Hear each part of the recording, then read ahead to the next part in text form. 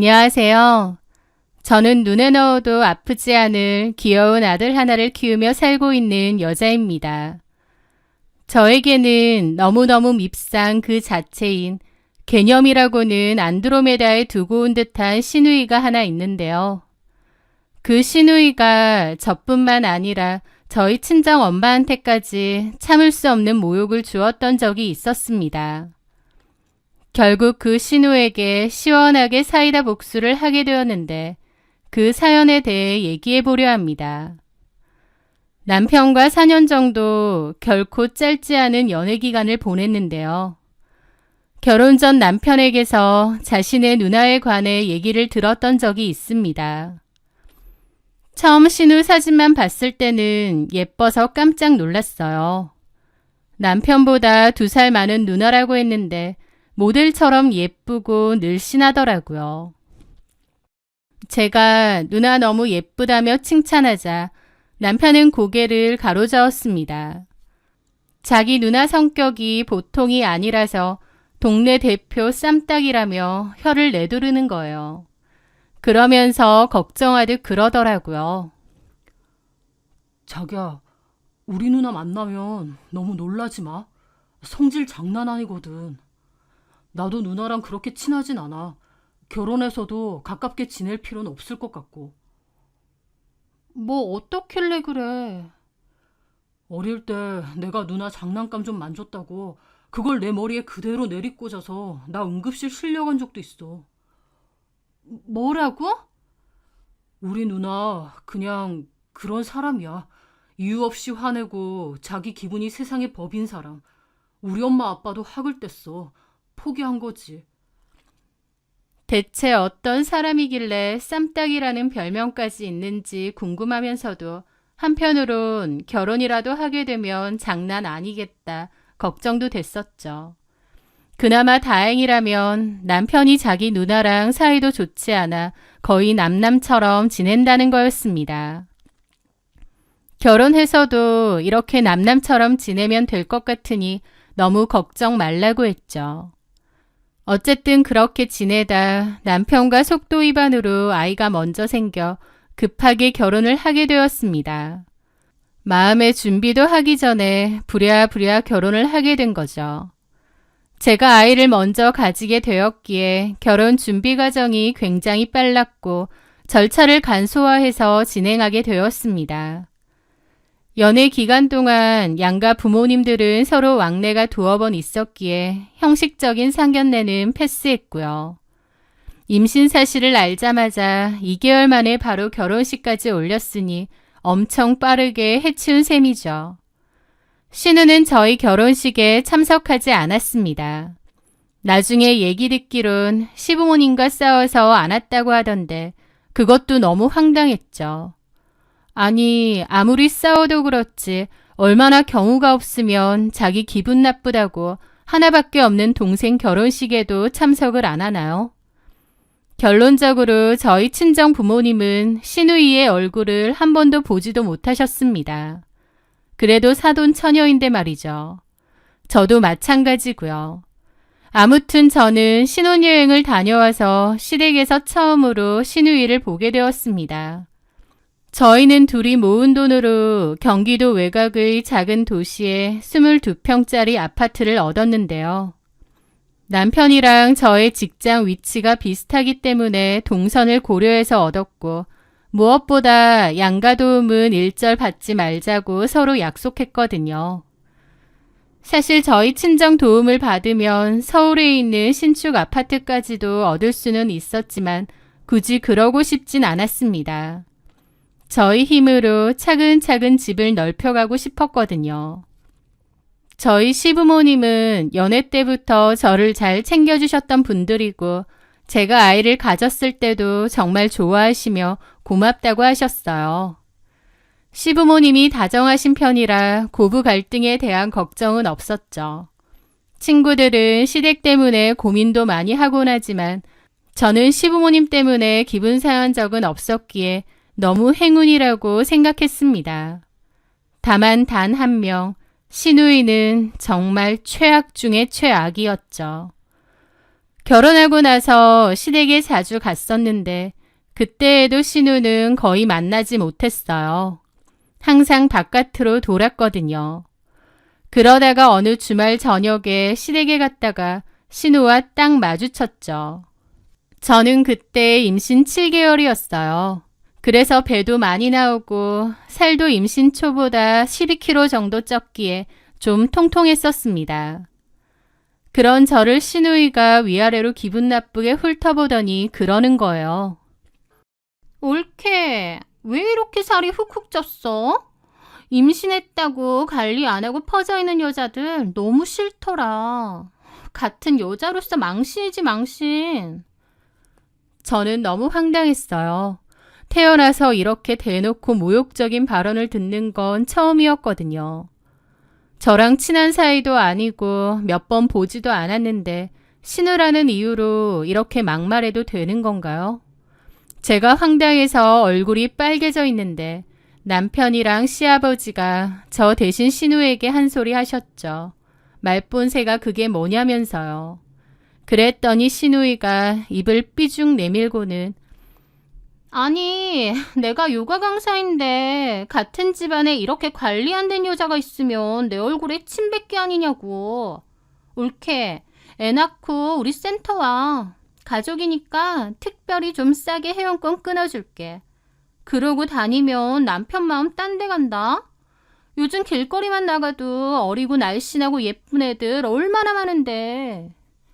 하면서 방으로 쏙 들어가 버리더라고요. 너무 황당했고 기분도 나빴습니다. 남편은 제 굳어있는 얼굴을 보며 안절부절 못하고 자기 누나가 원래 뇌를 안 거치고 말한다며 예전에 쌈딱이라고 했던 거 기억하냐며 이해해달라고 하더라고요. 자기 누나 아나무인이라더니 왜 그런 소리를 했는지 100% 이해가 되는 순간이었죠. 어쨌든 그땐 뱃속에 애도 있고 해서 간신히 마인드 컨트롤하며 마음을 가라앉혔습니다. 하지만 그날부터 신우이의 본격적인 무개념 짓이 시작되었습니다. 하루는 저한테 연락을 해서는 인사도 없이 다짜고짜 애 낳고 나서 어차피 자기 센터에 운동 등록할 거 아니냐며 미리 1년치 끊어놓으라고 하더라고요. 할인 조금 해주겠다면서요. 딱히 신우센터에 다닐 생각도 없는데 황당했습니다. 그것도 명령하듯이 하라고 하니까 더 기분 나빴죠. 저는 거절할 생각으로 말했습니다.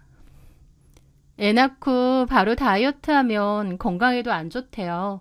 그리고 저도 출산휴가 끝나면 바로 복직할 거라서 운동할 시간이 안 돼요. 생각해 주신 건 감사해요. 아니, 신우가 사업한다고 하면 주변에 홍보라도 해주던가. 그게 싫으면 본인이라도 등록을 좀 해주는 게 예의 아니야? 설령 운동 안 한다고 해도 등록은 좀 해줘야지 옳게. 그렇게 눈치가 없어서 사회생활은 어떻게 하는 거야? 친구는 있어? 내 동생이 이렇게 사람 보는 눈이 없나? 라는데 선을 넘어도 한참 넘는 발언을 하는 겁니다. 속이 부글부글 끓어서 결국 참지 못하고 내질렀습니다. 저도 마냥 참는 성격이 아니기도 하고 여기서 내내 해주면 저까지 만만하게 보고 앞으로도 너무 피곤해질 것 같더라고요. 형님, 저번에도 그러시더니 말씀이 좀 지나치시네요. 눈치가 없고 예의가 없다니요. 그런 형님은 지금 저한테 하시는 게 눈치도 있고 예의도 있다고 생각하세요? 제가 저렇게 따박따박 말을 하자 신우도 당황한 눈치였습니다. 뭐라고? 지금 말 다 했어? 아니요, 다 못했어요. 요가센터 잘 안 돼서 이러시나 본데 저한테 강요하지 마세요. 올케, 그렇게 안 봤는데 좀 개념 없네. 솔직히 올케 아니더라도 우리 센터 잘 되거든? 이 주변에 이제 대규모 신축 아파트도 들어올 거라서 회원들 늘어나는 것도 시간 문제야. 나중에는 회원 등록하고 싶어도 못한다고. 그래도 가족이라고 기껏 생각해서 연락했더니 나 진짜 어이가 없네. 하긴 집도 22평짜리 작은 거 하나 겨우 얻었다더니 돈이 없어서 그러는 거지. 그럼 진작 말을 하지 그랬어. 나도 돈 없는 것들한테까지 이런 말할 필요 없는데. 우리 집도 뭐 없긴 하지만 올케네 친정도 진짜 별 볼 일 없나 보다.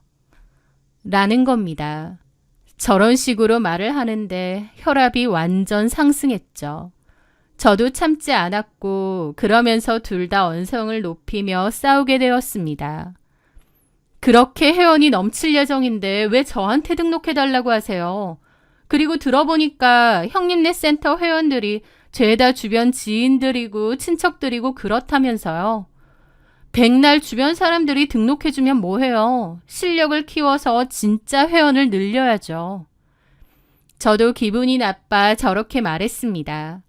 사실 저도 남 비꼬고 무시하는 성격은 절대 아닌데 그래도 눈에는 눈, 이에는 이인 성격이라 누가 건들면 참지 않거든요. 신우는 제 말을 듣자마자 전화기가 터질 정도로 소리를 지르더니 완전 돌아버린 것 같더라고요. 저한테 무슨 년 하면서 쌍욕까지 해대기 시작했으니까요. 필터링도 없는 그 험한 욕들을 직접 들으니 너무 화가 나서 온몸이 떨리고 가슴이 두근거릴 정도였죠. 한 5분을 그렇게 혼자 흥분해서 욕을 했습니다. 저도 같이 욕할까 하다가 그냥 꾹 참고 전화를 확 끊었어요. 그런데 끊자마자 배가 아파지기 시작하더라고요. 그때가 임신 9개월이었고 출산을 앞두고 있었는데 갑작스러운 극도의 스트레스 때문인지 배가 강하게 뭉치더니 바로 가진통으로 이어지는 거예요. 출산 준비도 제대로 하지 않았는데 바로 진통이 왔기에 급하게 남편에게 연락을 했고 그대로 병원으로 가게 되었습니다. 그리고 긴급 제왕절개로 갑자기 아이를 낳게 되었죠. 예상 출산일보다 훨씬 이르게 말이에요.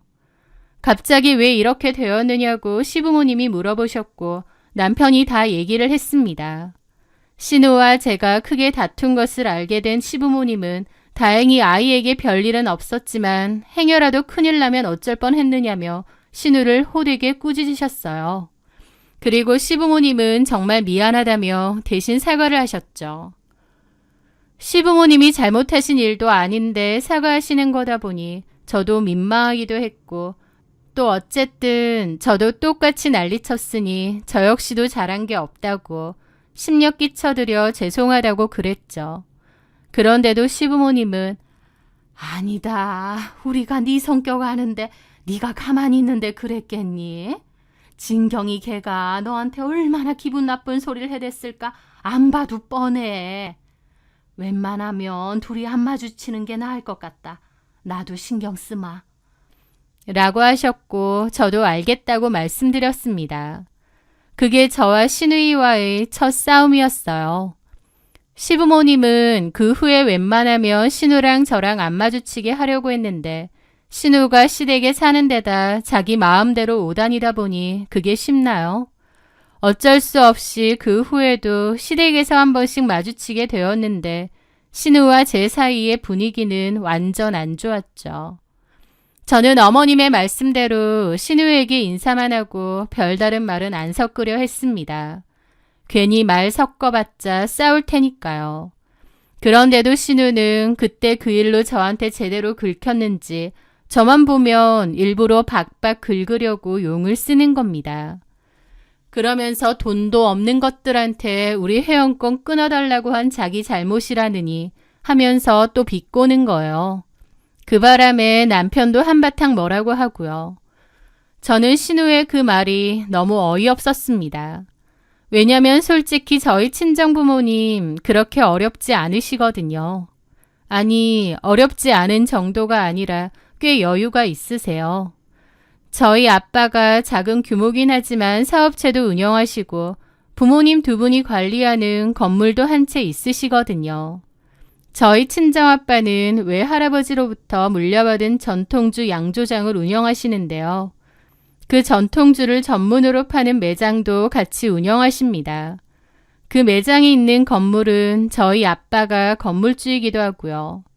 그곳 상권이 워낙 좋은 데기도 하고 또 부모님께서 건물 관리도 철저히 하셔서 굉장히 인기가 좋은 곳입니다.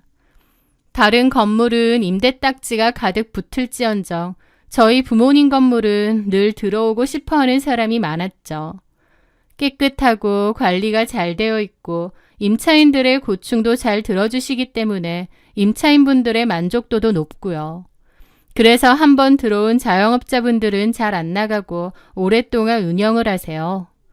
저희 부모님 가치관은 이렇습니다. 베푸는 만큼 다 돌아온다. 그만큼 임대료 할인도 자주 하시고 관리도 철저히 하시는 거죠.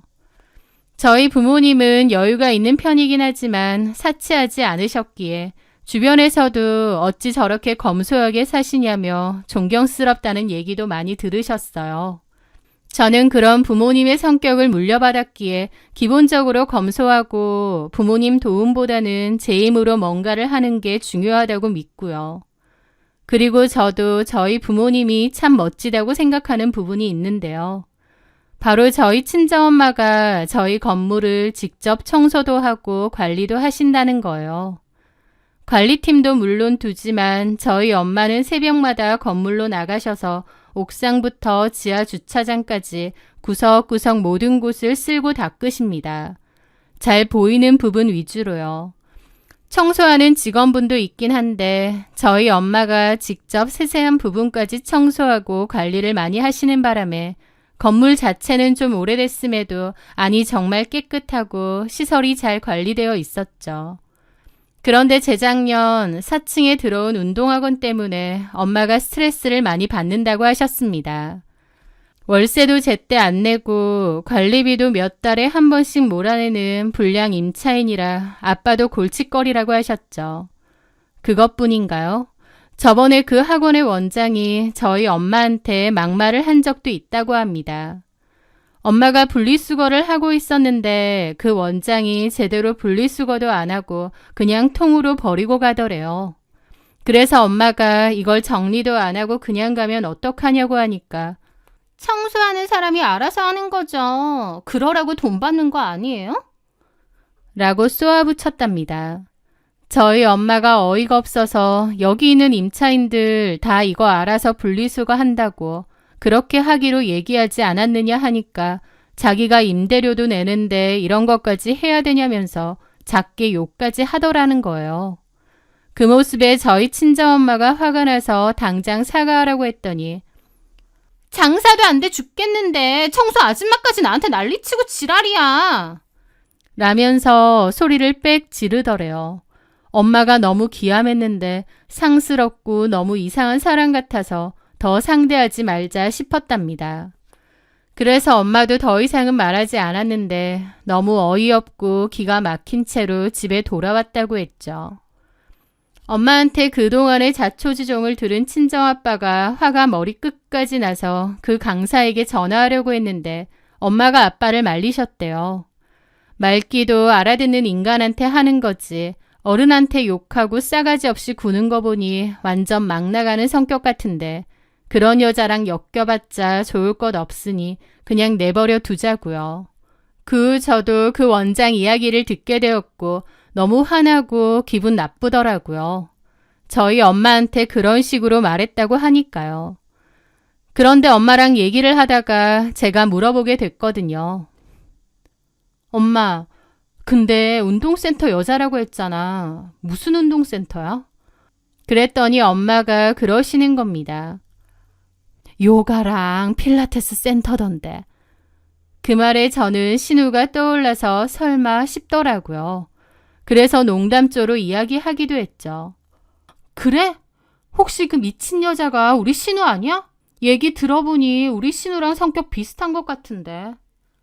너네 신우 센터가 어디 있는데?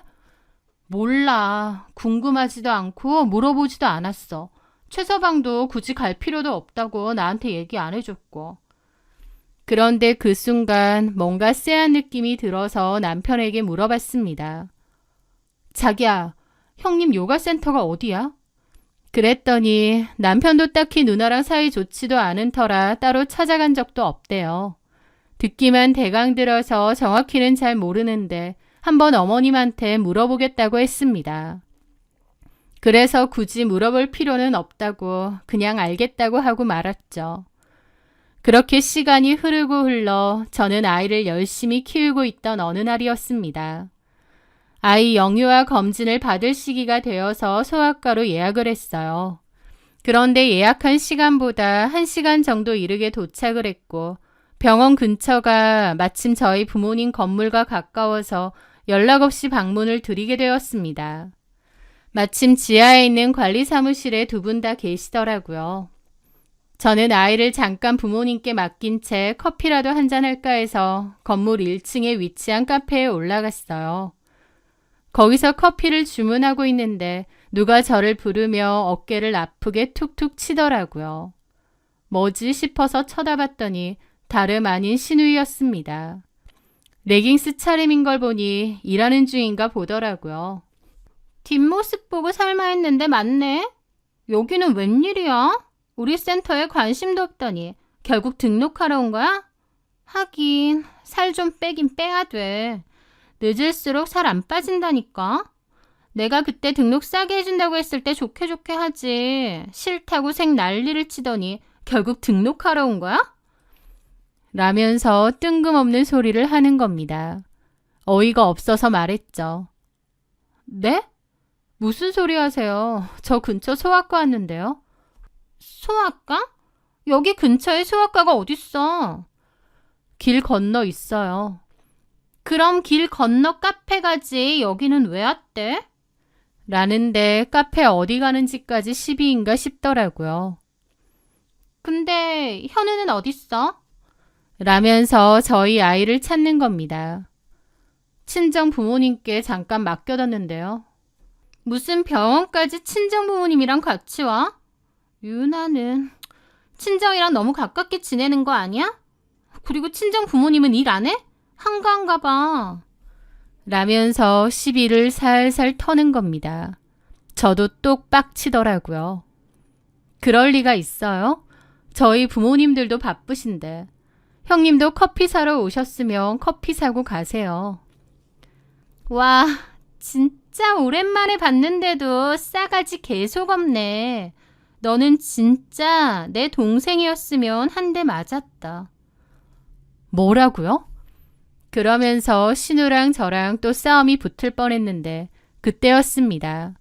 저희 엄마가 카페 문을 열고 안녕하세요 하며 정답게 카페 주인한테 인사를 하시더니 저를 발견하시고는 환히 다가오셨어요. 엄마. 직원들한테 커피 한 잔씩 돌리려고. 나한테 전화하지. 너 혼자 다 못 들어. 그러면서 고개를 돌려 신우를 보고는 엄마도 당황하시더라고요. 그리고 신우도 저희 엄마를 보더니 코웃음을 치는 겁니다. 뭐야, 이 아줌마가 올케 엄마였어? 형님, 예의를 좀 지켜주세요. 친정엄마가 우리 건물 청소하는 사람이었구나. 참나, 그때 나한테 잔소리했던 그 아줌마네. 지금 보니까 올케랑 얼굴도 똑같네. 신우가 그 터진 주둥이로 우리 엄마한테 뭐라 나불대는데 순간 정신이 아득해지면서 뚜껑 열리는 느낌이었습니다. 그리고 그 순간 깨달았습니다. 엄마가 말하던 그 운동센터 강사가 바로 저희 신우이가 맞았다는 것을요. 저희 엄마한테 함부로 말했다는 걸 깨달은 순간 열이 확 올라 그 미친 신우 딱이라도 올려붙이고 싶더라고요. 이봐요 아가씨, 말 좀 가려 해요. 엄마가 제 앞이라 더 당황하셨는지 상기된 얼굴로 말씀하셨는데 신우이가 코웃음을 한번 치더니 자리를 뜨려고 하더라고요. 그래서 제가 신우이의 팔을 잡아 거세게 돌렸습니다. 당장 저희 엄마한테 사과하세요. 뭐? 당장 사과하시라고요. 어디서 배워먹은 싸가지예요? 이게 미쳤나? 야, 나 네 남편 누나야. 더위라도 먹었니? 하며 팔을 뿌리치려고 하더라고요. 남편 누나가 뭐 싸가지도 정도껏 없어야죠. 어디서 이렇게 막대먹게 구는 거예요? 아버님, 어머님은 형님이 밖에서 이 모양 이 꼴로 다니면서 입으로 구업 쌓고 사는 건 아세요? 제가 당장 말씀드려야겠네요. 제 말에 얼굴이 시뻘개져서 저를 노려보더라고요. 분한지 온몸을 부들부들 떨면서요. 카페 안에 있던 사람들도 무슨 꿀잼 드라마라도 보듯이 저희를 흥미롭게 지켜보고 있었습니다. 그때 마침 저희 아빠가 저희 아이를 유모차에 태워서 카페 안으로 들어오셨어요. 엄마랑 제가 전화도 안 받고 안아서 오신 듯 했죠. 그런데 딱 봐도 상황이 심상치 않다는 걸 느끼셨는지 무슨 일이냐고 물어보시는 겁니다. 저는 아빠께 사실대로 다 말했죠. 그랬더니 아빠가 순식간에 얼굴이 울그락불그락 하시며 너한테 스트레스 주고 시비 걸어서 조상까지 하게 만든 그 신우가 사층이 여자였어? 하면서 소리를 버럭 지르시더라고요. 늘 온화한 친정아빠가 그렇게 화내시는 건 저도 처음 봤습니다. 그 순간 신우가 뭔가 심상치 않다 느꼈는지 당황하더라고요. 친정아빠는 아이를 저한테 넘기시더니 신우에게 그랬습니다. 당장 가게 빼! 나 당신 같은 인간하고 재계약 절대 없어! 다음 달 말까지지? 당장 가게 빼! 그 말에 신우가 황당한 표정을 짓더라고요. 아저씨가, 아니, 사돈어른이 뭔데요? 딱 들어도 몰라요? 이 건물 주인이 저희 부모님이세요. 그 말에 신우 눈이 동그래지더라고요. 그런 얘기를 전혀 몰랐기 때문에 짐작도 못한 얼굴이었죠. 아니, 부모님이 이 건물 주인이라고? 그런 말 안 했잖아. 그런 말을 형님한테 제가 왜 해야 되는데요? 어쨌든 저희 아빠 말 들으셨죠? 가게 빼세요. 저희 부모님이 재계약 안 하신대요. 아니, 일방적으로 그런 법이 어딨어? 어딨긴요. 여기 있죠. 아니, 건물주 사모님이 청소를 왜 해? 그 말에 저희 엄마도 그러셨죠. 청소하면 안 되는 법이라도 있어요?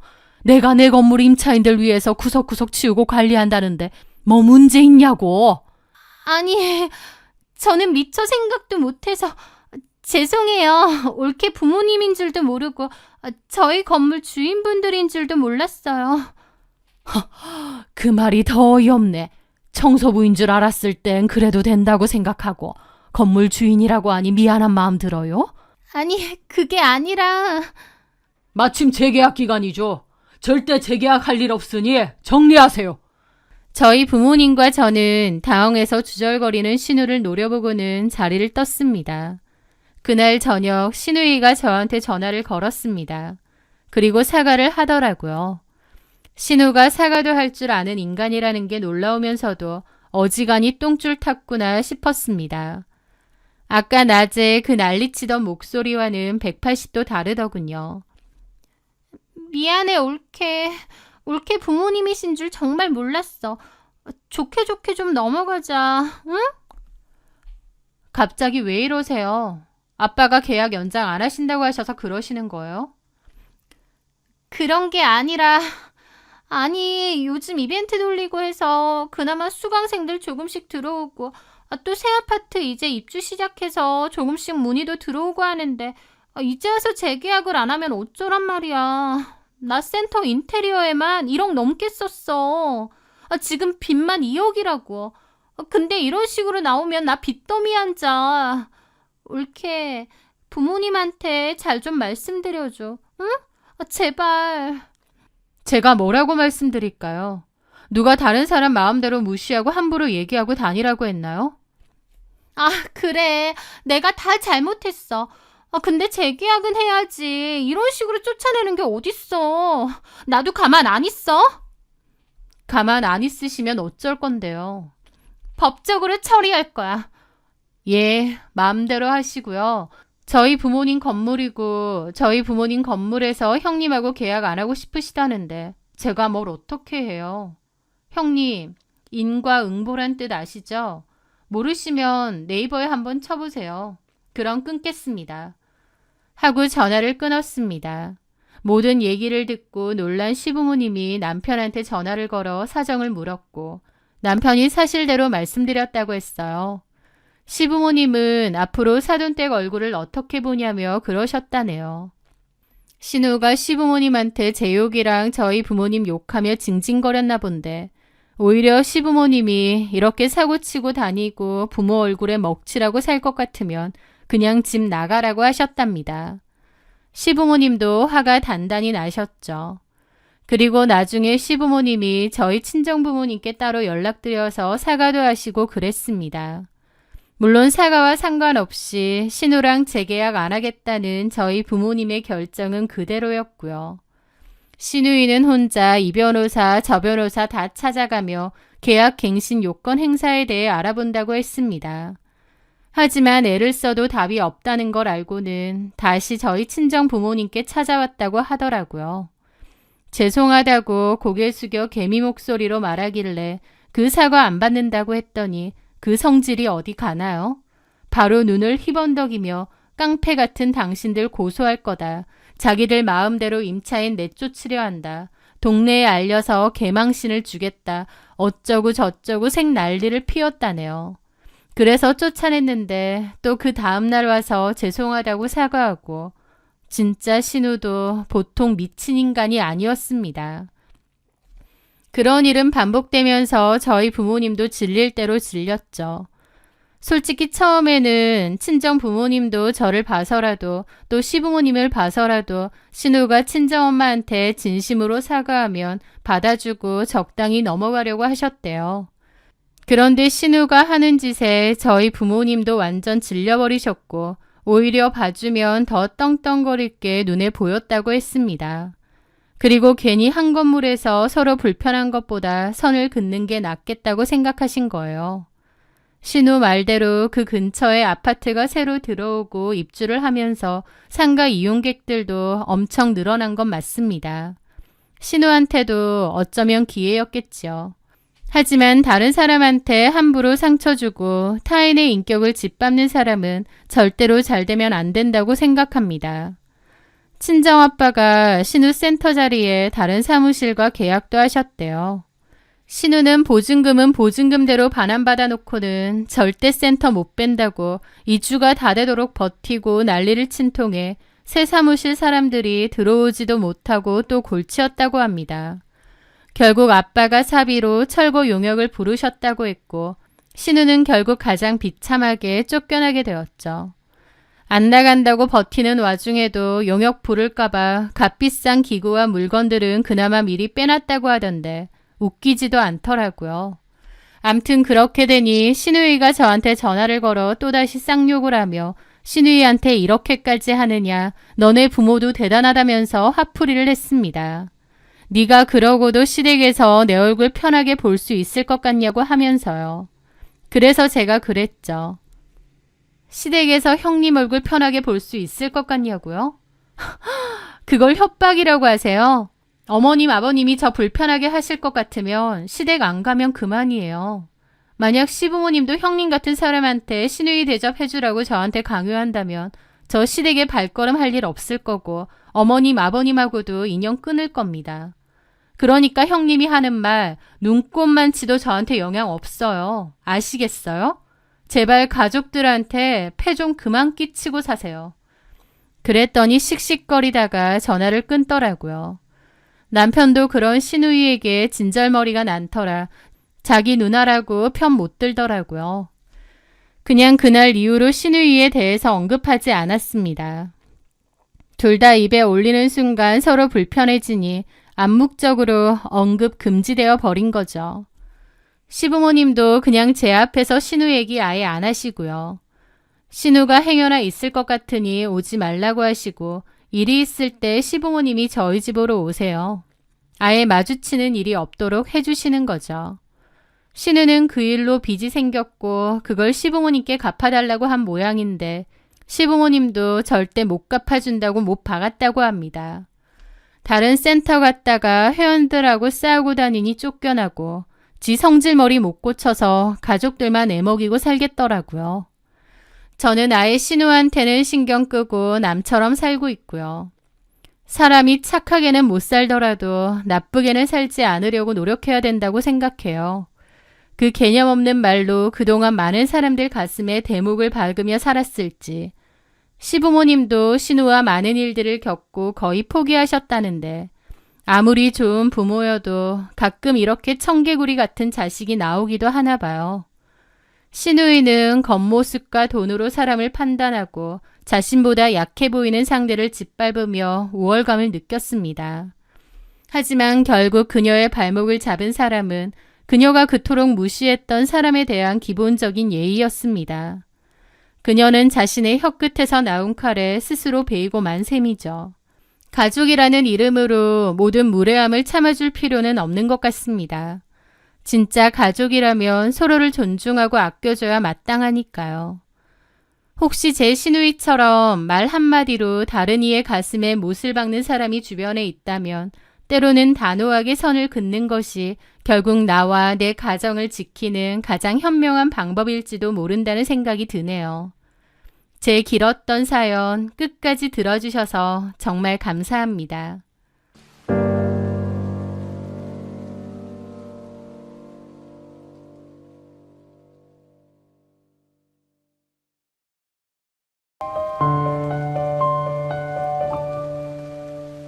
시원시원하게 할 말 다 하고 사는 사이다 성격이면 참 좋았겠지만 여태까지의 저는 고구마 답답이 그 자체였습니다.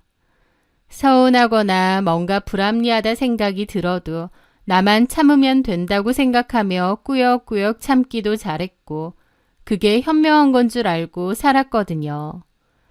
전에 어디선가 정신과 의사가 한 말을 봤는데요. 뭔가 억울한 기분이 계속 든다면 내가 억울할 만한 선택을 습관적으로 하지는 않는지 돌아보라고 하더군요. 한마디로 제가 억울해질 만한 선택들을 제 스스로 하고 있을지도 모른다는 겁니다.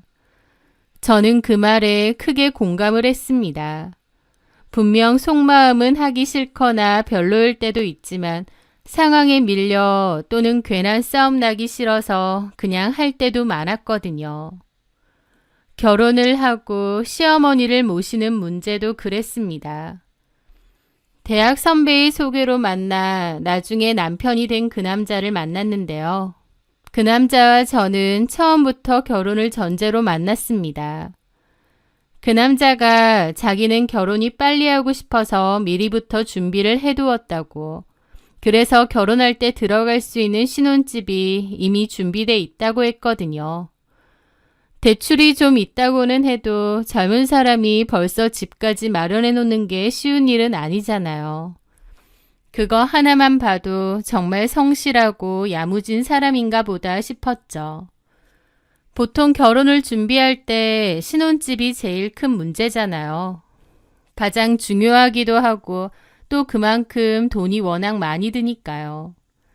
그런데 그 남자가 이미 신혼집으로 쓸 집이 있다고 하니 결혼 준비하는 게 전혀 문제가 없을 거라 생각했습니다. 그런데 막상 결혼 날짜를 잡아놓고 그 남자가 폭탄 발언을 했습니다. 뜬금없이 개인 사업을 하겠다는 거예요. 잘 다니고 있던 회사는 그만두고요. 다녔던 회사가 의료 관련 마케팅 회사였는데 자기가 나와서 차려도 잘할 수 있겠더랍니다. 사업 비용 등은 어쩔 거냐고 하니까 남친이 한다는 말이 남친의 어머님이 사시는 곳에 전세금을 빼서 그걸 사업자금으로 보탤 생각이라는 겁니다. 어머님도 그걸 동의했다고 하고요. 그럼 어머님은 어디서 사셔?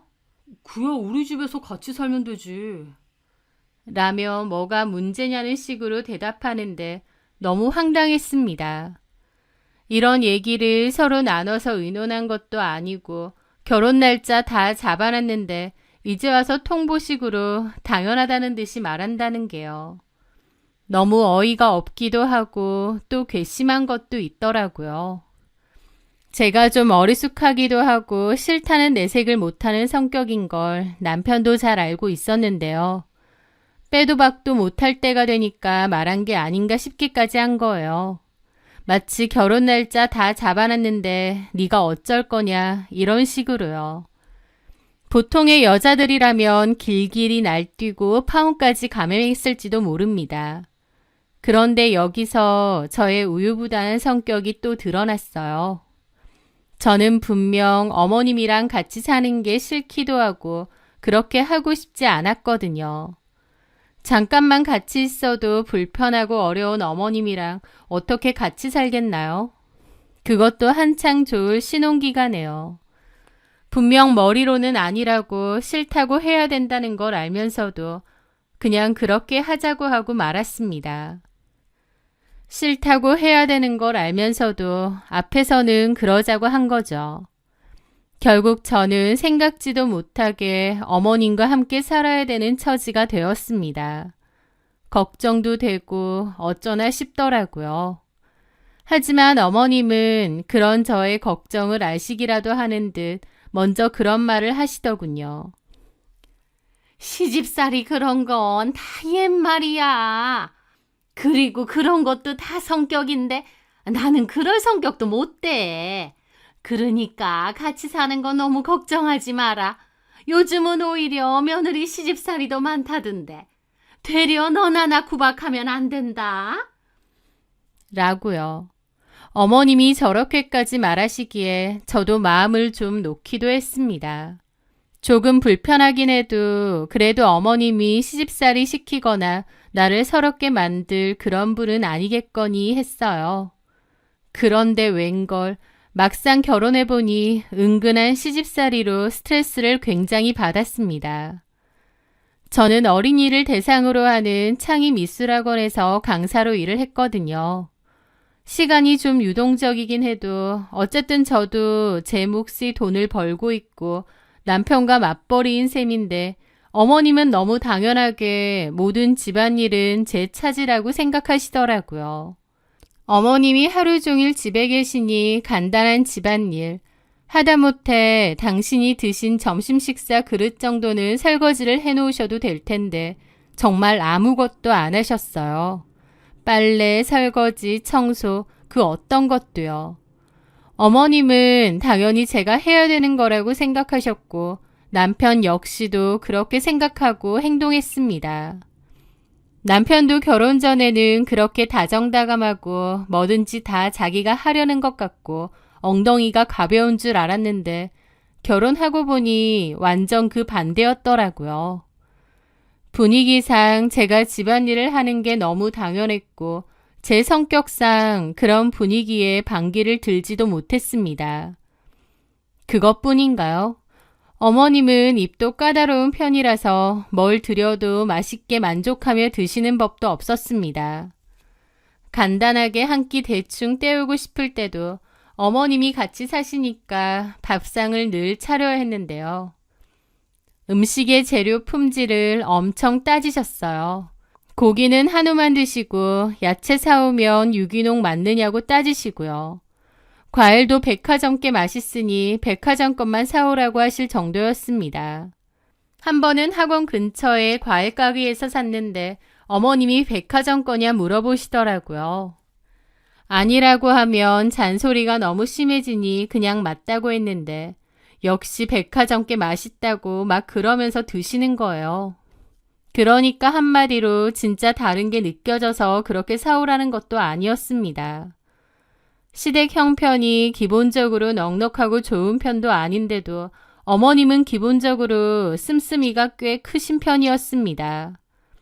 나중에 들어보니 아버님이 살아생전엔 돈이 꽤 있었는데 돌아가신 후 가세가 급격히 기울었다고 했습니다.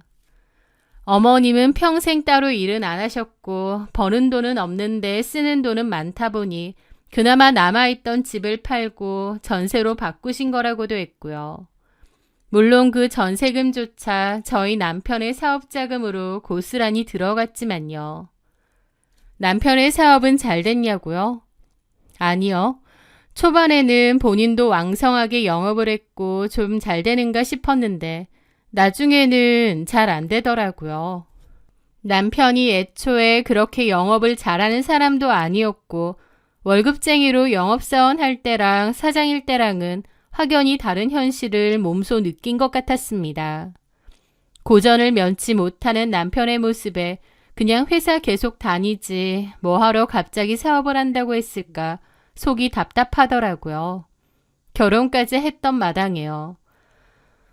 남편은 말은 사업이지 버는 것은 월급 받는 것보다 못할 때가 많았으니 둘이서 돈을 벌어도 생활비는 꽤 빠듯한 편이었습니다. 남편과 같이 살고 있는 집도 남편이 자기는 집이 다 준비되어 있으니 저보고 몸만 알아 어쩐다 했는데 웬걸 나중에 보니 거의 다 대출이더라고요. 결국 그 대출을 같이 갚아야 했기에 더더욱 빠듯했습니다. 대출금에 생활비에 각종 공과금, 거기에 어머님 용돈까지. 애도 없고 둘이 버는 맞벌이인데도 늘 빠듯하고 돈이 모자라 허덕였죠. 무엇보다 문제는 갈수록 남편의 수입이 줄어든다는 것이었습니다. 남편의 거래처들은 빠르게 떨어져 나갔고 사업은 정점을 찍은 적도 없건만 빠르게 하향 곡선을 내리고 있었죠. 하지만요, 그맘때 돈이 쪼들려서 힘든 것보다 저를 더 힘들게 한 건 따로 있었습니다. 바로 자기는 시집살이 시킬 줄 모른다고 말했던 어머님이 저에게 툭툭 내뱉은 그 말들이 저를 정말 힘들게 했거든요. 결혼 전일 때는 당연히 어머님에 대해서 몰랐는데 같이 살아보니 어머님은 상상 이상으로 불평불만이 많고 다른 사람의 자존감을 깎아내리고 비교도 서슴지 않는 분이더라고요.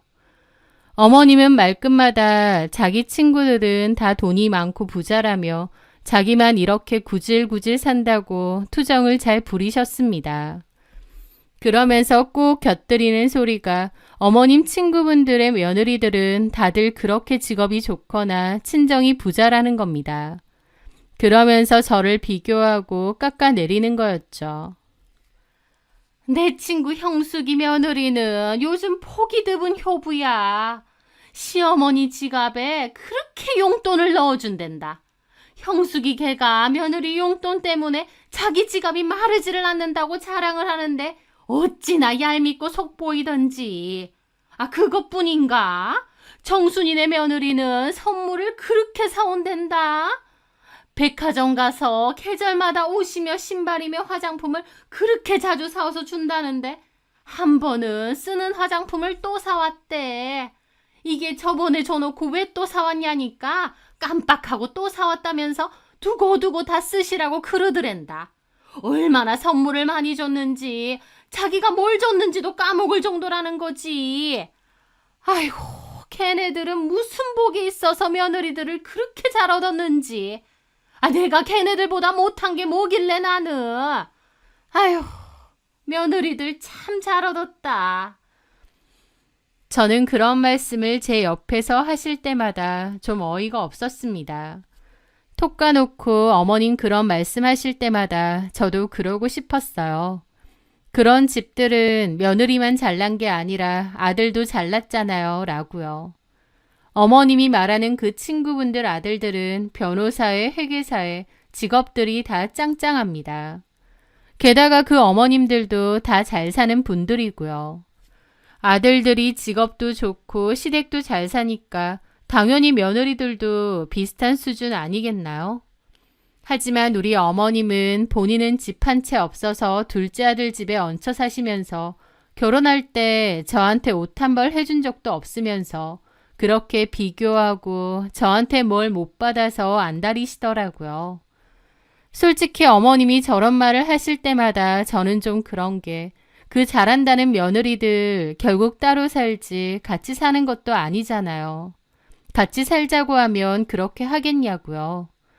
저라고 시어머니가 좋고 같이 사는 게 좋아서 같이 사는 것도 아닌데 그런 생각은 조금도 못 하시는지 고마워하시기는커녕 저만 보면 다른 며느리들 비교하고 저 깎아내리고 저도 어머님이 그럴 때마다 그 집은 아들들도 잘났잖아요 라고 하고 싶은 걸 꾹꾹 참았습니다. 그런데 더 속상한 건 남편의 반응이에요. 어머님의 비교질에 속상해서 이런 이야기를 남편에게 하면 엄마가 친구분들이랑 비교하고 속상해서 그렇게 말할 수도 있지. 뭘 그렇게 꼬아서 들어. 그런 식입니다. 듣는 입장에선 기분 나쁘지 안 나빠? 그렇네요 하고 한 귀로 듣고 한 귀로 흘리면 되지. 자기 그런 거 다 꿍해 있는 것도 결국 자기 자격지심이야. 그러는 겁니다. 자격지심 좀 느끼라고 옆에서 주구장창 말하는 게 어머님인데요. 남들 한창 깨볶을 때 저는 이게 결혼인가 자괴감에 빠지고 너무 힘들었습니다. 일은 일대로 하고 집안일은 집안일대로 하는데 누구 하나 고마워하는 사람은 없고 오히려 비교하고 깎아내리고 게다가 돈에도 쪼들리고요. 결혼한 지 1년도 되지 않아 이렇게 사는 게 맞는 건가, 이런 게 결혼인가 현타가 제대로 왔습니다. 차라리 저 혼자 벌어서 모았으면 더 잘 모았을 거고 스트레스도 없었을 것 같더라고요. 이 정도로 현타가 오긴 했지만 그렇다고 이혼까지 생각할 결정적 사유가 있는 건 아니었습니다. 게다가 못해 먹겠다고 뒤집어 엎을 만한 용기도 없었고요. 그래서 너무 불합리하고 지치면서도 그냥 그렇게 계속 살았던 것 같아요. 그렇게 시간은 흘러 횟수로 결혼한 지 3년이 될 때였습니다. 그때까지도 솔로로 지내던 아주버님이 갑자기 결혼을 한다고 하셨어요. 어머님이야 두 손 들고 환영했죠. 결혼 생각 없던 노총각 첫째 아들이 결혼한다고 하니까요. 하지만 그보다 더 어머님을 기쁘게 한 건 아주버님이 결혼한다고 했던 예비 형님네 친정이 잘 산다는 겁니다. 예비 형님 아버지가 사립대 교수고 어머님은 상가 건물을 몇 채 가진 자산가라고 했죠. 첫째 아들이 결혼하는 데다 부자 며느리까지 얻게 되니 우리 어머님은 입이 귀에 걸리셨습니다. 아주버님과 예비 형님이 인사했을 때 어머님은 예비 형님이 마음에 들어 어쩔 줄을 몰라 하시더라고요. 손도 막 쓸고 고맙다, 예쁘다 그렇게 칭찬하시고 저는 단 한 번도 본 적 없는 모습이라 더욱 씁쓸했습니다. 어머님의 그런 모습에 형님은 좀 불편해했지만요. 가만 보니 예비 형님은 좀 도도하고 새침한 성격 같더군요. 어머님이 옆에서 온갖 호들갑을 다 떨어도 조금은 불편해 보이는 얼굴로 네 하며 벽을 치는 느낌이었습니다. 좋아 죽는 건 저희 어머님 뿐이었던 거죠. 형님이 사과 하나를 집어먹으면 저한테 막 그러세요. 사과 좋아하나 보네. 얘 둘째야, 사과 좀 더 깎아와라. 아니에요. 괜찮아요. 많이 먹어. 너무 야이었어. 많이 먹으면 살쪄서 관리하는 것뿐이에요. 아휴, 그러니 부지런도 해라. 여자는 죽을 때까지 관리해야 해. 나는 관리도 안 하고 탁 풀어져서 사는 여자들 너무 미련하더라. 세상에 어쩜 이렇게 예쁘고 똑 부러지는 애를 우리 큰아들이 만났는지. 시어머니의 호들갑 속에서도 형님은 별 표정도 대꾸도 없이 어색하게 앉아있더라고요. 자리가 불편했는지 아주버님이 눈치를 채고는 인사드렸으니 이만 가보겠다고 했습니다. 어머님은 식사하고 가라고 했지만 괜찮다고 그냥 간다고 했어요. 저는 어머님 성화에 아침부터 일어나서 음식 준비를 했는데 아주버님과 형님은 정작 음식은 제대로 먹지도 않고 간 것이었죠. 솔직히 제가 보기엔 워낙 부잣집 딸로 오냐오냐 자라서 그런지 좀 예의도 없어 보이고 제멋대로인 것처럼 보여서 별로였는데 어머님은 그저 좋아 죽으시더라고요. 이유는 단 한 가지, 친정이 부자이기 때문이었죠. 그렇게 아주버님과 형님은 결혼을 하셨어요. 아주버님네는 명절이나 생신 정도만 집에 오시고 그 외에는 거의 오시는 일이 없었습니다. 하지만 가끔 보게 되면 그렇게 형님에 대해서 칭찬을 하시는 거예요. 옷차림이 너무 세련됐다며 확실히 좋은 걸 많이 써봐서 그런지 센스가 있다고, 머릿결도 그렇고 피부도 그렇고 관리가 너무 잘 되어 있다고도 그러고요. 며느리 칭찬하는 시어머님 좋죠. 하지만 솔직히 제가 보기엔 칭찬이 아니라 아부 수준이었습니다. 같이 살면서 식사 차려드리고 수발 들어드리는 건 전데 저는 무슨 당연히 부려도 되는 무술이고 형님은 이웃나라 공주님처럼 대하셨으니까요. 참 씁쓸하기도 하고 서글프기도 했습니다. 저희 부모님 부자는 아니셔도 좋으신 분들이고 저도 사랑받으면서 큰 건데 이 집에서 제 존재는 참 하찮아 보였으니까요. 그러던 어느 날이었습니다. 남편의 사업은 여전히 그저 그랬고 매출은 갈수록 떨어졌어요. 그러면서 저희는 대출금에 허덕이고 있었습니다. 남편은 결국 지금 사는 집을 팔자면서 대출 감당이 안 된다고 하더라고요. 대출 감당이 안 돼서 집을 내놔야 한다는 게 좀 서글펐습니다. 남편은 결국 사업을 접고 다시 회사에 들어가기로 했고요. 그런데 그때쯤 저희 아빠가 저를 부르신 거예요. 그러면서 하신다는 소리가 지금 아파트 살기 좋은데 다른 사람에게 파는 건 좀 아깝지 않느냐면서 아빠가 사신다고 하시는 거예요. 그 말에 저는 화들짝 놀랐죠. 아빠가 우리 집을 산다고? 아빠가 무슨 돈이 있어서. 그 말에 아빠가 웃으시며 통장을 보여주셨습니다. 아빠의 통장에는 제가 평생 벌어도 못 만져볼 엄청 큰 액수의 돈이 들어있었고 저는 무슨 꿈을 꾸는지 알았어요. 이게 뭐야, 아빠? 혹시 로또 됐어? 그 말에 아빠가 그러셨어요. 할아버지가 주셨다고요. 할아버지가 주셨다니 너무 의아하더라고요. 할아버지가 돌아가신 지도 1년 정도 됐는데요. 사실 애초에 할아버지를 거의 못 보고 커서 할아버지에 대한 기억이 많지는 않습니다. 왜냐면 할아버지와 아빠는 왕래도 없이 지내신 지 꽤 되었다고 했거든요. 아빠의 진로 문제로 할아버지랑 크게 싸우셨고 그 뒤로 거의 연을 끊고 살았다고 했습니다.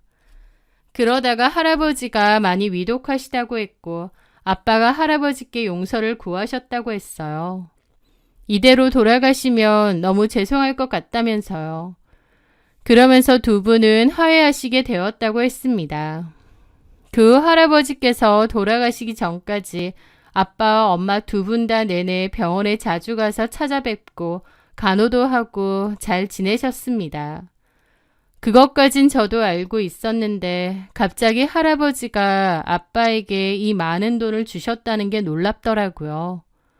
아빠 하시는 소리가 할아버지가 시골에 들고 있던 땅이 꽤 되는데 돌아가시기 전에 아빠에게 주셨다네요. 거기 부동산 호재가 있으니 팔라고 하셨고 아빠는 할아버지 말대로 땅을 내놨다고 했습니다. 할아버지가 얼마 이하로는 팔지 말라고 하셨다는데 할아버지 돌아가시고 나서 땅값이 오르면서 아주 좋은 값에 팔았다고 하셨습니다. 이 통장 안에 든 돈은 그 돈이라면서요. 그러면서 자식인 저한테도 어느 정도 돈을 주고 싶었는데 차라리 현금 말고 지금 아파트를 제 명의로 사주겠다고 하셨어요. 저희 엄마 아빠도 평생 고생 많이 하며 사셨는데 뒤늦게 여유가 생기신 것 같아 참 기쁘더라고요.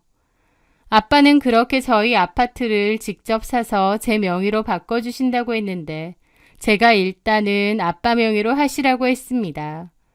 남편은 그렇게 저희 아버지에게 집을 팔았어요. 남편은 어차피 장인어른 집이니까 곧 자기 집이라고 생각해서 더욱 마음 편해하더라고요. 법적으로 필요한 전세 계약을 해야 했는데 남편이 가족끼리 굳이 그런 걸 할 필요가 있느냐며 차일피일 미루더라고요.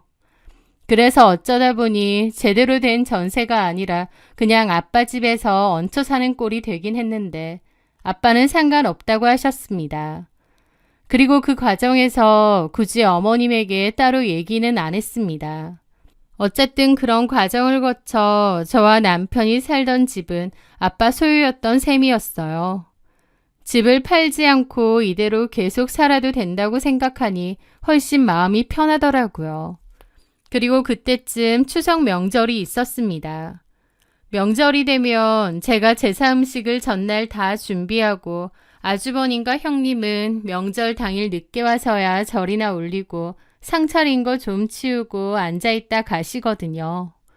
그런데 이번에는 여행 간다고 아예 안 오셨습니다. 하지만 어머님은 형님에게 사정이 안 되면 못 올 수도 있다면서 신경 쓰지 말라고 그러시더라고요.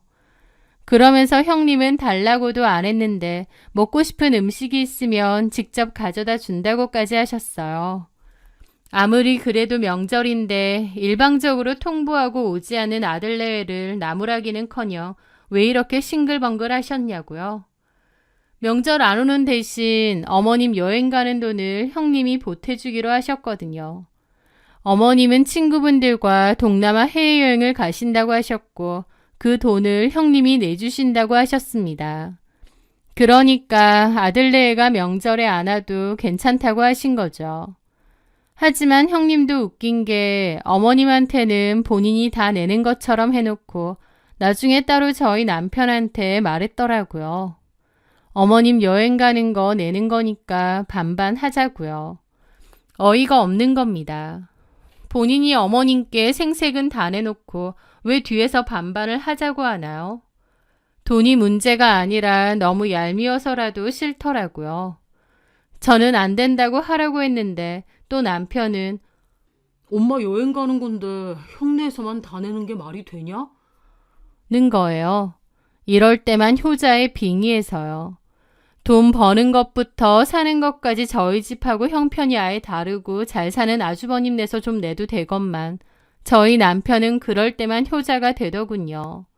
그래서 결국 저희도 돈을 보탰습니다. 생색은 형님이 다 냈는데 말이죠. 저는 결국 돈은 돈대로 내고 명절 음식 독박으로 준비 다 하고 그러면서도 어머님한테 형님 칭찬을 귀에 딱지가 않게 듣기까지 해야 했습니다. 제 속에선 뭔가가 계속 쌓이고 있었죠.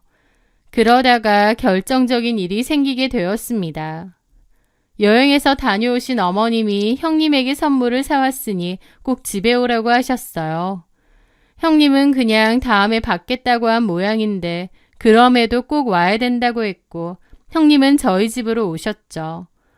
저보고도 오래요. 제 것도 있다고. 그래서 갔더니 어머님은 저에게 먼저 선물을 주시더라고요. 그런데 꺼내신 게 현지에서 파는 비누였습니다. 이게 유명한 비누라면서 현지 여자들이 미용 비누로 쓰는데 얼마나 유명한 건지 아느냐고 그러시더라고요. 그래도 선물이라고 주셨으니 감사하다고 했습니다. 아, 감사합니다. 너는 시어머니가 기껏 선물을 줬는데 반응이 그게 뭐니? 솔직히 잘 쓸 것 같지도 않은 비누 하나에 뭐 얼마나 감사하다고 해야 하나 좀 그랬지만 대강 감사하다고 말씀드렸습니다. 솔직히 저는 속으로 형님한테도 이걸 드릴 건가? 이거 주려고 오라고 한 거면 형님도 언짢아할 것 같은데 라고 생각했습니다. 그런데 잠시 후 형님에게는 다른 선물을 꺼내서 주시는 거예요. 자, 첫째야, 너는 이거다. 제가 보니 그 상자 밖에는 뜻밖에도 명품 로고가 있는 거예요. 형님은 심드렁하게 그 뚜껑을 열어봤는데 안에는 명품 브랜드 스카프가 있었습니다. 어떠니? 괜찮니? 저 스카프 잘 안 하는데요. 왜? 잘 어울릴 것 같구만. 이거 명품 브랜드 거야. 너 여기 거 좋아하지 않니? 어머님의 말에 형님은 마지못해 고개를 까딱하더라고요. 네, 고맙습니다, 어머님. 어디 한번 해봐. 다음에요. 그러고 있는데 그걸 옆에서 지켜보는 저는 이루 말할 수 없는 감정이 속에서 휘몰아치는 걸 느꼈습니다. 여행 비용도 비슷하게 내드렸는데 형님은 명품 브랜드 스카프, 저는 현지에서 파는 비누 하나라니요.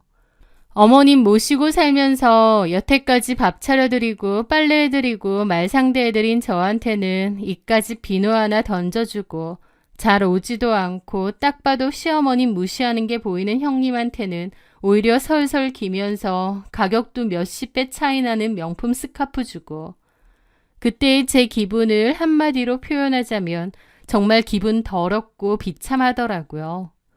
여태까지 꾹꾹 참고 눌러왔던 게 터진 기분이라고나 할까요? 저는 어머님께 그랬죠. 어머니, 이왕 사오실 거면 똑같은 거 사오시지. 저는 비누 주고 형님은 스카프라니요. 좀 너무하신 거 아니세요? 제 말에 시어머니도 황당한 얼굴로 쳐다보셨어요. 뭘 해도 아무 소리 안 하고 그저 알겠다던 제가 기분 나쁘다며 대놓고 말했으니까요. 너 이게 돈이 얼마짜린 줄 알고 사달라는 거니? 네? 그럼 형님은 왜 사주셨는데요? 내가 주고 싶어서 줬다, 왜? 사람한테 어울리는 선물한 거 아니야. 솔직히 네가 이런 게 어울리니? 첫째야, 워낙 들고 다니는 게 다 명품이고 좋은 것들이니까 그런 거고. 아, 너는 아니잖아. 옷 다 동대문이고 보세 아니니. 수준에 맞는 거 주는 거다. 라는데 저도 그 순간 머릿속에서 뭔가가 뚝 하고 끊어지는 기분이 들었습니다. 그때만이라도 생각이 짧았다. 다음엔 네 것도 똑같은 거 사주마. 한마디 했으면 저도 그냥 넘어갔을지 모릅니다. 여느 때처럼요. 하지만 수준에 맞는 걸 주네 어쩌네 어머님의 돈 없는 말을 듣는데 저도 폭발했죠. 어머니, 정말 너무하시네요. 어머님 모시고 살고 명절 때 음식 다 하고 용돈까지 드리는 거 형님이 아니라 저예요. 근데 어떻게 저한테 이렇게 말씀하실 수가 있으세요? 너 그런 걸로 생색내려는 거니? 여기 우리 아들 집이야. 내가 내 아들 집에 우리 아들 벌어온 돈으로 사는 건데 네가 뭔데 생색이야? 싫으면 도로 내놔. 라면서 비누를 휙 낚아채 가시더라고요. 저는 도저히 참을 수가 없었습니다. 그대로 일어나 어머님 방으로 갔어요. 그리고 어머님이 여행 갔을 때 쓴 트렁크에 어머님 짐을 도로 다 넣었습니다. 너 지금 뭐 하는 거야? 저도 더 이상은 못 참겠어요. 어머님이랑은 더 이상 한 집에서 못 살겠습니다. 당장 나가세요. 제 말에 어머님도 눈이 돌아 삿대질을 하시더라고요. 뭐? 나가? 야! 네가 뭔데 나보고 나가라 말아야? 여기 우리 아들 집인데 네가 나가! 그 말에 제가 코웃음을 쳤죠. 아들 집은 무슨, 여기 저희 아빠 집이거든요? 저게 잠이 덜겠나? 뭔 개벽다구 같은 소리야. 여기가 왜 너네 아빠 집이야? 어머님 아들 사업 쫄딱 망해서 다시 회사 돌아갔잖아요. 대출금 갚을 능력도 없어서 저희 아빠한테 이집한 지 꽤 됐습니다. 저희 아빠가 이 집 사셨어요. 못 믿겠으면 직접 물어보시던가요. 어머님은 제 집에서 제 도움 받으면서 살아가면서 지금 이런 식으로 사람 차별하고 무시하셨죠. 저 부처 아니고요. 이런 행동 더 참을 이유도 없습니다. 나가세요. 저 더 이상 어머님이랑 안 살 거니까요. 저는 그렇게 말하면서 어머님 짐을 복도에 내놔버렸습니다. 그러자 지켜보던 형님도 한마디 하더라고요. 동서, 너무 과한 거 아니야? 아무리 그래도 어머님을 그렇게 내쫓으면 어머님은 어떡하라는 거야? 자기가 언제부터 어머님 걱정했다고 옆에서 주제넘게 훈수두더라고요. 저도 그래서 웃으며 그랬죠. 어떡하긴 뭘 어떡해요. 어머님이 그토록 죽고 못 사는 첫째 며느리랑 첫째 아들 있는 집에 가시면 되는데요. 아들이 하나밖에 없나요? 뭐? 아니, 갑자기 왜 우리 집 얘기가 나와?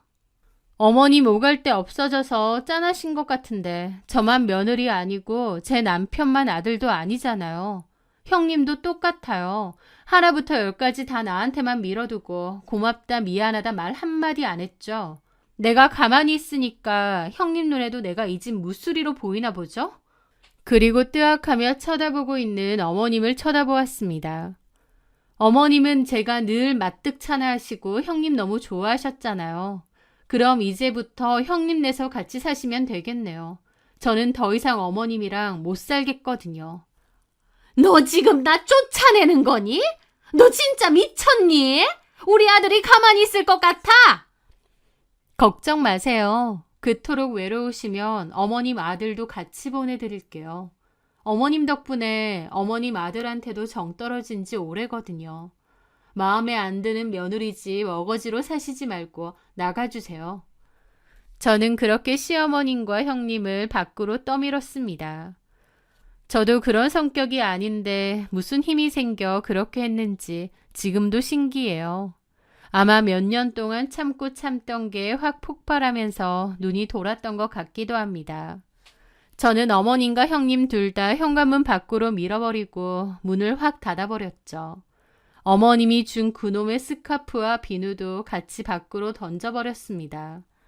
문을 두드리든지 말든지 저는 아랑곳 않고 방으로 들어와 버렸어요. 그때까지도 심장이 미친 듯이 뛰고 손발이 벌벌 떨리더라고요. 그러고 한 10분 지나니까 남편한테도 전화가 오고 난리가 났습니다. 야, 너 미쳤어? 우리 엄마 쫓아냈다며? 그래, 너 미친 거야? 뭐 하는 짓이야? 너네 엄마가 형님한테는 명품 스카프 주고 나한테는 비누 쪼가리 던져주더라. 사람한테 어울리는 거 주는 거니까 비누 쪼가리에 만족하래. 수준에 맞게 주는 거랜다. 내가 서운해서 한마디 하니까 여기는 당신 아들 집인데 네가 뭔데라고 나오시더라. 당신 어머님 참 대단해. 나도 참을 만큼 참았어. 이제 안 참아. 뭐? 너 명품에 한장했냐? 그깟 스카프가 뭐라고? 너 스카프 하지도 않잖아. 기가 막혔어요. 남편은 제가 왜 화가 났는지 포인트조차 모르는 것 같더라고요. 그 말을 듣는 순간 왜인지 그나마 남아있던 정마저도 확 떨어지는 것 같았습니다. 아, 이렇게 모자라고 뭐가 포인트인지도 모르는 인간이구나. 나는 이런 인간을 남편이라고 그동안 참고 희생하며 살았구나. 확 깨달았다고나 할까요? 당장 엄마 집으로 모셔. 안 그러면 우리 이혼이야. 라면서 지가 먼저 이혼 얘기 하더라고요. 좀 전까지 심장이 뛰었는데 희한하게 이혼이라는 말에 심장이 차분해졌습니다. 마치 해결책이라도 들은 것처럼 말이죠. 이혼, 지금 이혼이라고 했지? 제 말에 남편이 오히려 당황하더라고요. 아니, 그러니까 내 말은 좋아, 이혼하자. 말 잘했네. 나 안 그래도 내가 왜 너랑 너네 엄마랑 살면서 이렇게 스트레스를 받아야 하는 건지, 기분 나빠야 되는 건지, 나만 희생하고 억울해야 하는지 수도 없이 생각했거든. 당신 말 들으니까 머리가 명쾌해지네. 좋아, 이혼해. 이혼이 그렇게 쉬워? 네가 지금 이혼하자며. 아니, 나야. 네가 지금 미친 짓을 벌이니까. 아니, 오히려 지금 이 순간이 제일 제정신인 것 같아. 원하는 대로 이혼해 줄 테니까 네 엄마 네가 알아서 해. 저는 그렇게 전화도 끊어버렸습니다. 그날 저녁 남편이 와서 저에게 따지더라고요. 어떻게 이럴 수가 있냐면서요. 그래서 저도 따졌죠. 결혼 준비할 때 나하고는 상의도 없이 마음대로 시어머니하고 합가하자고 했지. 네 마음대로 회사 그만두고 사업한다고 하고 하나부터 열까지 나랑 상의도 없이 너 혼자 저질러 놓고 결혼 후에 집안일이며 어머님 시중까지 다 나한테 떠넘겼지. 집 하나 있다고 큰 소리 쳤는데 그것도 결국 우리 아빠한테 팔았잖아. 거기다가 당신 어머님 나 무시하면서 형님하고 비교질이나 해대고. 자 봐봐. 내가 당신하고 계속 살 이유가 있는 것 같아? 제 말에 남편도 할 말이 없는지 움찔하더니 그래도 어떻게 어머님을 쫓아내느냐고 같은 소리만 앵무새처럼 반복했습니다. 그만해. 나도 이만큼 했으면 할 만큼 했어. 그럼 진짜 이혼이라도 하자는 거야? 그게 맞는 것 같네. 그렇게 저는 남편과 대판 싸우고 이혼 이야기까지 오가게 되었습니다. 어머님은 그 와중에 살 집이 없어졌으니 형님 내서 며칠 지내신 모양인데 형님이 도저히 같이 못 산다고 저희 집으로 돌아가시라고 내내 눈치 주고 잔소리를 했나 보더라고요. 어머님 안 나가면 이혼할 거라고 아주버님께 으름장까지 놓을 정도로요. 그 와중에 어머님은 저에게 전화해서 화풀이를 하는 겁니다. 시어머니 쫓아내는 연이라며 길길이 날뛰고 욕하셨고 저는 그것도 싹 녹음해 두었습니다. 언젠가 필요하면 써먹으려고요. 그리고 전 남편과 시어머님이 따로 별도 계약 없이 아빠 집에서 임시로 얹혀 사는 거였는데 이제 갈라설 거니까 이렇게 살아야 할 이유가 없었죠. 저는 남편에게 아빠가 집 팔 거라고 했으니 나가줘야 된다고 통보도 했죠. 물론 자식인 저는 남아있어도 되지만요. 상황이 그렇게 되니 남편은 갑자기 태도를 바꿔서 잘못했다고 이혼하지 말자고 빌었습니다. 사업 망하고 옮긴 회사도 영 별로인데다 살 집도 없어졌는데 제가 이혼하자고 하니 똥줄이 타나 보더라고요. 그러면서 자기 엄마랑 같이 안 살아도 되니 이혼하지 말자고 매달리는 거예요. 그런 상황이 되니 바로 엄마는 져버리더라고요. 어머님은 그럼 어쩔 거냐니까 작은 방 하나 구해서 거기서 사시면 되지 않겠냐 하는데 와, 가족 간에 의리도 없는 인간이구나 싶어서 정이 더 떨어지더라고요. 이 인간은 분리하면 나도 버릴 인간이구나 싶고요. 저는 뭐라고 하든 이혼하겠다고 했고 그 후 남편이 뭐라고 한 건지 어머님까지 전화해서 태도를 바꿔 미안하다고 막 그러셨어요. 저한테 전화해서 욕할 땐 언제고 이제는 잘못했다고 미안하다고 한 번만 봐주라고 자기가 똑같은 스카프 사주겠다며 싹싹 비시는 거죠. 뭐가 미안해야 되는지도 모르고 그저 남편이 시키니 미안하다고만 하시는 것 같았습니다. 그놈의 스카프, 제가 스카프 때문에 이러는 것도 아닌데요. 저는 어머님께 이런 말들 다 필요 없다고 이미 다 끝났고 무슨 말을 하셔도 무조건 끝이라고 단호히 끊어냈습니다. 나중에 보니 어머님은 결국 형님네에서도 쫓겨났고 남편은 원룸 하나 겨우 구해서 거기서 어머님하고 둘이서 사는 모양이더라고요. 남편이 어머님한테 엄마 때문에 이렇게 됐다고 원망을 그렇게 퍼부었다고 하고요. 하지만 그 사람들이 어쩌든 이제는 저랑 상관없는 일이었습니다. 저는 질기디 질긴 이혼 소송을 끝으로 겨우 남편과 끝을 냈습니다. 나이 드신 시어머니를 그렇게 쫓아낸 거 어떻게 보면 제가 모진 걸 수도 있죠. 하지만 오랫동안 속에서 참고 또 참았습니다. 저도 사람인데 대놓고 무시하고 비교질하는 게 좋을 사람이 어디 있나요? 그 관계를 처음으로 제 힘으로 끊어냈는데 그건 지금도 너무 잘한 일 같아요. 내가 자꾸 억울한 기분이 든다면 그건 내가 억울한 선택을 자꾸만 하는 것일 수도 있다는 그 말. 그 말처럼 저는 더 이상 억울하지 않게 제가 할 수 있는 선택과 결단을 내린 게 아닌가 싶습니다. 속 시원하고 잘한 것 같아요. 후회는 전혀 없고 오히려 시간이 갈수록 잘했구나 싶은 생각이 더 많이 드네요. 착하고 미련하다고 무시해도 되고 희생을 강요해도 되는 게 아니잖아요. 저한테 비누 하나 던져주고 너는 그만한 수준이라고 말하는 시어머니를 집 밖으로 쫓아냈을 때 저를 함부로 대하고 무시하던 어머님도 남편도 제 인생에서 영원히 쫓아낼 수 있는 용기가 생긴 게 아닌가 싶네요.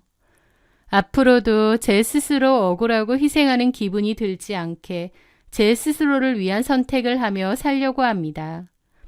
제 사연 들어주셔서 감사합니다.